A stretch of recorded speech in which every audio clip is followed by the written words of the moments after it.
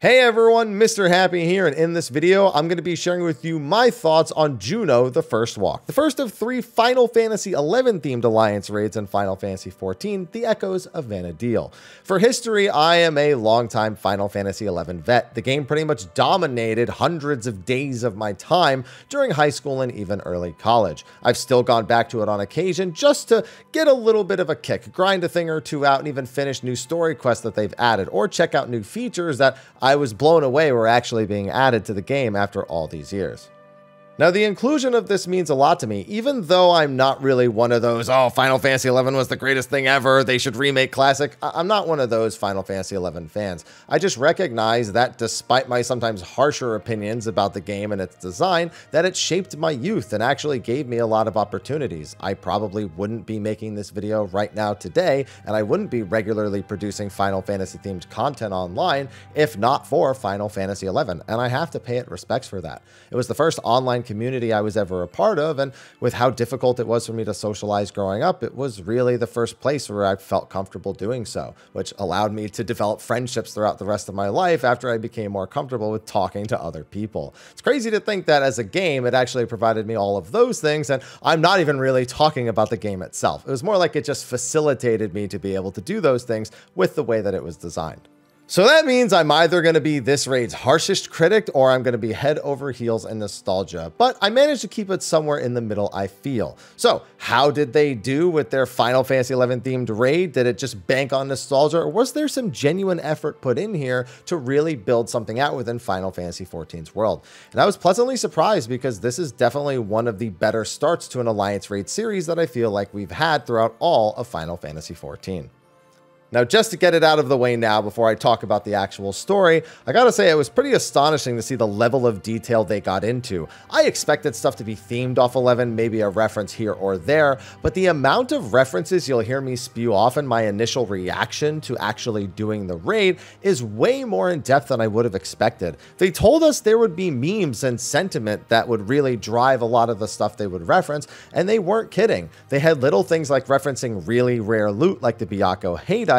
You could see random NPCs struggling to find parties with all DPS, something we all relate to now still, and even Prisha's comments towards seeing the Final Fantasy XIV races, such as seeing a male Makote and being like, what? A male Mithra? Well, now I've seen everything, as there was only ever one that was present throughout all of Final Fantasy XI's stories. Heck, even having things like Aquarius and Despot, 2 very well-known notorious monsters, as trash mobs in the dungeon, just goes to show that they really consulted with the Final Fantasy XI team and players on their development teams. They really went for everything they possibly could and didn't pull a single punch, and I was actually kind of surprised that they went through that level of effort. Not to mention, the areas themselves were varied and beautifully rendered, taking full advantage of the nostalgia to send people through some of the more popular locations. People who don't understand the references probably aren't as amazed by these things, and I think that's a fair assessment. While they are pretty and the bosses and environments are cool, they're definitely more geared towards, hey, I understand that reference, and less for people who are brand new. Maybe that'll get people to look things like this up or try it out, but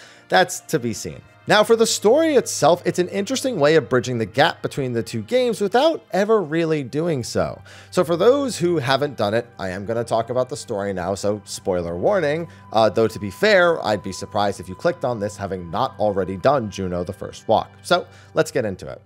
Now, much to my surprise, Jafar, more commonly known as Surreal Jaws, Zoral Jaw's right hand, who turned on him during the level 85 quest, survived that betrayal and entered the rift between Shards to kick off this alliance raid.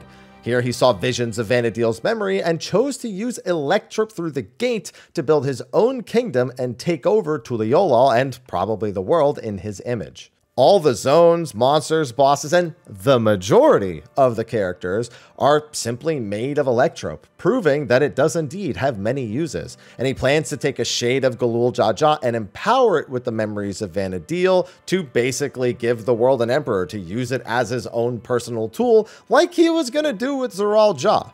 So we aren't actually in Vana'diel, which to be fair, I fully expected. Though the fact that Surreal Jaw sees Vana'diel's memories within the rift likely gives credence to a version of Vana'diel being the 11th shard, something a lot of people expected going into this raid. I say a version only because the lore of the original game would need to be heavily modified to actually tie the two games together properly, even with the things that we learned throughout Juno the First Walk. Or you'd have to stretch some of its pieces out so far that it's hardly worth trying to make the connection. Surprisingly, I didn't feel like the story was cheapened by this Electrope Deus Ex Machina, despite it sharing some similarities to Omega, whom I've openly criticized for doing some similar things. A lot of this has to do with the level of effort involved.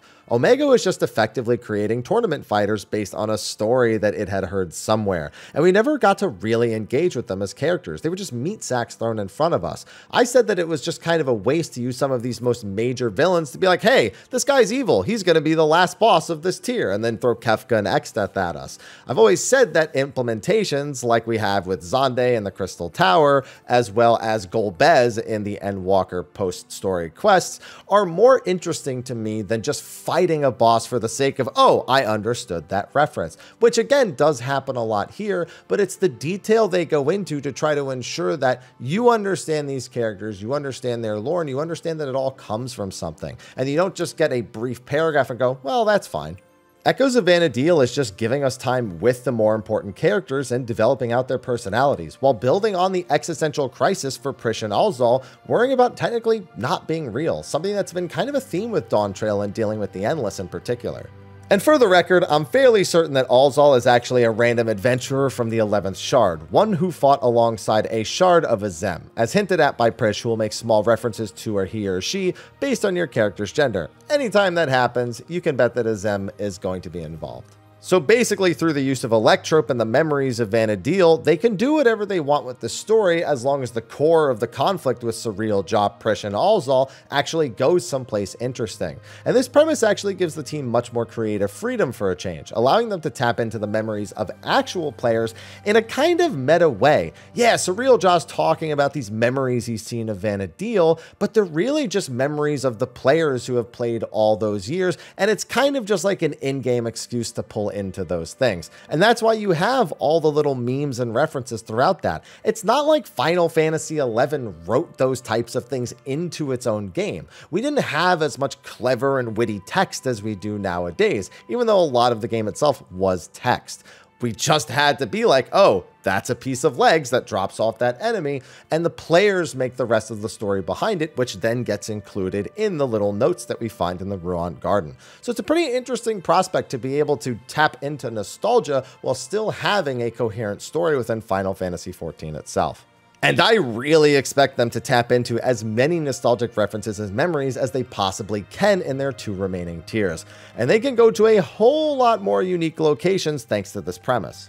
Now, I do know a handful of Final Fantasy XI players who are not thrilled about the whole Electrope thing. They, of course, really wanted to go to Vana'diel or a version of it, and that eventual reveal definitely let them down a little bit. So I'm definitely just operating off how I feel, which is that I never expected to go there in the first place. I never expected it to seem like the two were so closely tied, and so it's just kind of a surprise to me and not an unwelcome one. However, that's the one remaining question that I actually have, is how close are they actually tied? Because while we know that Surreal Jaw goes into the Rift and sees visions of Vana'diel, he mentions something that I have been talking about for ages and I'm going to make a standalone video about, the Walk of Echoes. Now, they do actually reference pretty much every Final Fantasy XI expansion throughout your little walk through Juno. Prish is from Chains of Promethea, Shadow Lord is from the base game, the Archangels, and what will probably be one of the bosses in the next tier are from Rise of Xylar. Those are the base game plus the first two expansions. There's an NPC that mentions going to Adu Lin, which was an expansion released in 2013, the same year that 2.0, A Realm Reborn, actually released. The Mammal Jaw themselves are from Aht Urgan, so that entire reference is just there non-stop, and they actually make a reference to Walk of Echoes, which is from the Wings of the Goddess expansion. Now, there is a lot to say about Walk of Echoes, and that's what I've said about it every time it comes up, because it's not something you can really just explain all at once. The best explanation I can give is that it was basically a realm that connected all versions of Vana'diel, not unlike our Ethereal Sea / Introduction 5-dimensional rift. But it's a lot more complicated than that, and the story that is involved in Wings of the Goddess is one that warped our entire understanding of Final Fantasy XI's story as a whole. So it definitely requires more than a footnote in the middle of one of my videos. However, given the nature of the Walk of Echoes and the nature of our Ethereal Sea, that's where it becomes possible that the two could actually be linked, and I won't be surprised if they tried to go this way and lean into it a little bit more, even though we're largely going to be doing this raid inside of an Electrope construct version of Vana'diel itself. Now, that being said, I don't think it's automatically going to be a grand slam. There have been plenty of first tiers of raids, whether they be Alliance or the 8-man ones, where I feel like they've started off incredibly strong, building upon characters that I want to learn more about and giving me an interesting premise with which to follow. I thought that Echoe was a great entry into Myths of the Realm, and that it just didn't stick the landing past that initial bit, and especially fumbled near the end. This, I'm hoping, doesn't do the same, but it remains to be seen. I'm not so blind that I'll just say this is the greatest thing ever and will probably be the greatest Alliance raid series we've had, especially when I'm a big fan of Ivalice and even the Heavensward Void series, The Shadows of Mach. What I can say, though, is that it is indeed endearing to see the team treating this with the amount of respect and detail that they are. And if they continue down that path, you can expect a lot more music, a lot more locations, a lot more memes, and a lot more iconic bosses and enemies sprinkled throughout the next several raids. I really hope they take the Nier approach to this, and let me explain, in that they do quests between each of the Alliance raid releases. That was the one thing I really liked about the Nier raid, was getting a bonus quest in Point 2 and Point 4 to kind of bridge the gap between the major story beats. I think it's something all Alliance raids and the 8-man raids could really benefit from, and it's a thing I just don't know why they won't repeat it. I don't think they'll do that here, but I'm just saying I kind of hope they do, as much as it's definitely hopium and copium. Anyway, let me know what you thought about Juno the First Walk. Whether you're a Final Fantasy XI vet or not, it's very important that this appeals to the non-Final Fantasy XI players because, you know, we are definitely the minority amongst the majority of Final Fantasy XIV players. And if you are an 11 vet, let me know what you thought of it as well.